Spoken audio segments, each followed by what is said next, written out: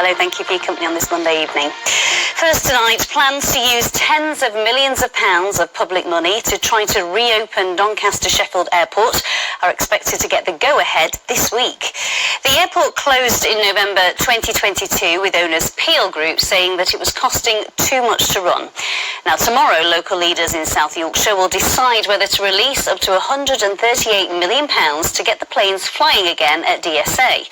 In a moment, we'll get the views of the Prime Minister and South Yorkshire Mayor, but first, here's Spencer Stokes with a look at what's been proposed.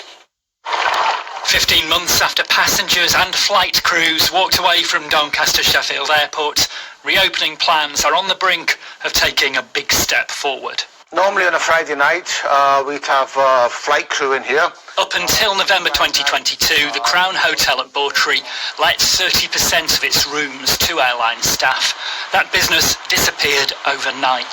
The champagne isn't on ice just yet, but a revived airport feels within reach. So many groups of people have come together, all with the same purpose in mind, all to make sure Peel signs that lease, we sign it over, we take over the airport and get it open again. See the green shoots of recovery around the corner. It's going to be a massive benefit, not just for us, but for the whole of Doncaster and for the whole of the South Yorkshire region. Under the reopening plans, South Yorkshire's Mayor will provide £138 million of devolution funds to Doncaster Council. The council would then use that money to lease the airport site from Peel Group and appoint a specialist airport operator. The airport would be part of a sustainable airport hub with other aviation companies, and it's thought 5,000 direct jobs could be created. Fundamentally, it is unlikely to be a commercially viable airport. Peel Group closed Doncaster Sheffield in November 2022, saying that over 17 years it never made a profit.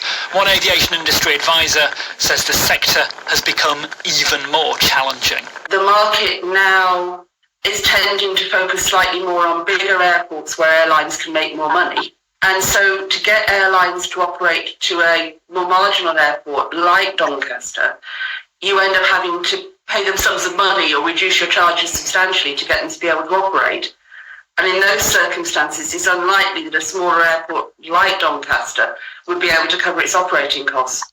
Airports bring connections, jobs and a certain status. But could the money be better spent? It's a distraction. Potentially it's an easy popular win for some people, but the reality is it won't benefit most people's lives most regularly. What will benefit everyone's lives every day is investing in buses, local trains, local transport networks. It's that day-to-day transport we really need to think about and prioritise.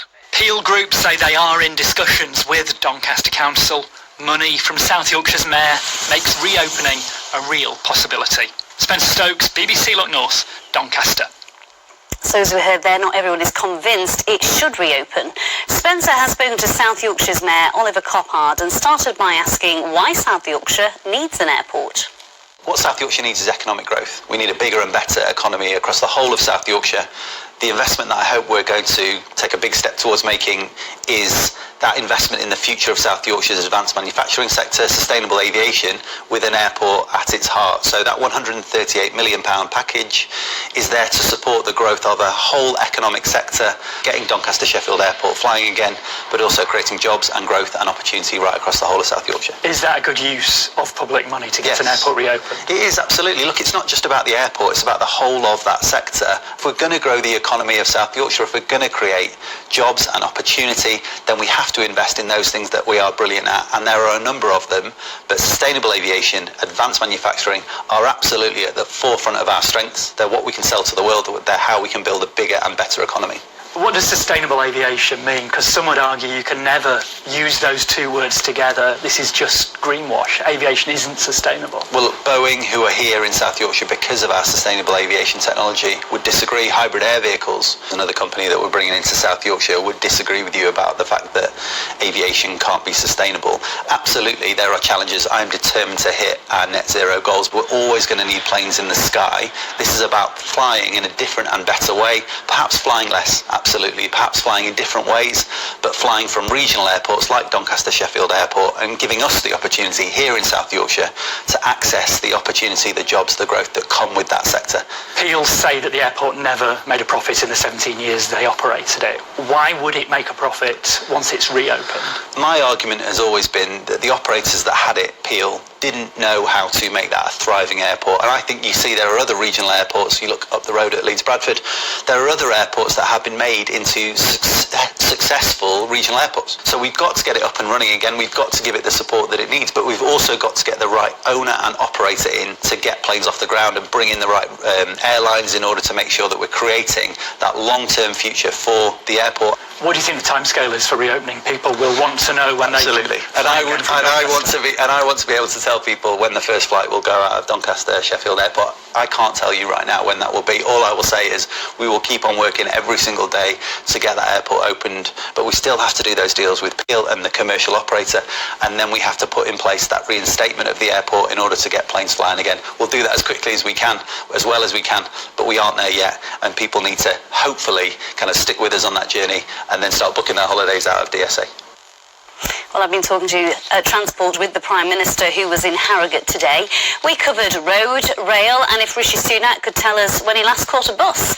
But I started by asking if he thought the plans to reopen the airport made sense. I said I'm not familiar with the exact details of the scheme. I mean, in general, what we're trying to do is to devolve power, responsibilities and funding to local areas across the country. We've done that particularly well across the north because I believe that if local people are more in control of their destinies, that's a good thing. So whether that's across Yorkshire or the northeast, we've seen elected mayors, combined authorities take more power and responsibility. That's the direction of travel, and I think that's the right thing to do. The government seems to have supported the reopening, but where's the extra funding?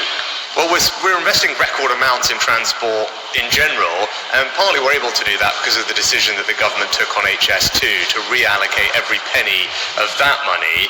We're here at a bus depot which is benefiting from the £2 bus fare that we were able to put in place as a result of that reprioritisation. Let's talk about the buses. When was the last time you were on a bus in Yorkshire, Prime Minister?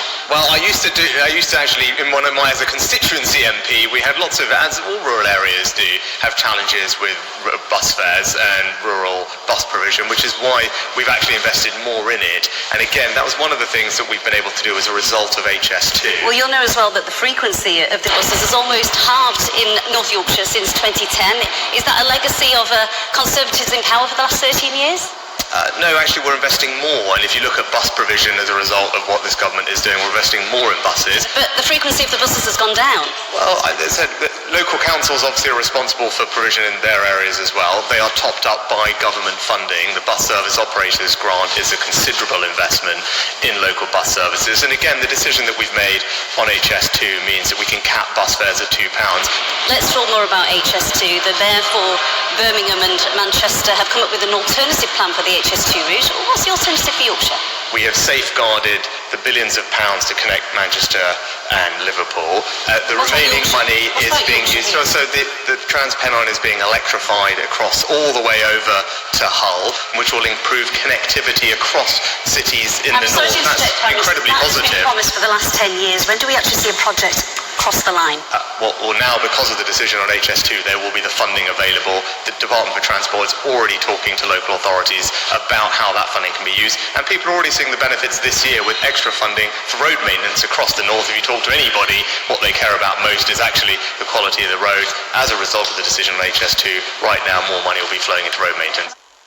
That was the Prime Minister talking to me earlier in Harrogate.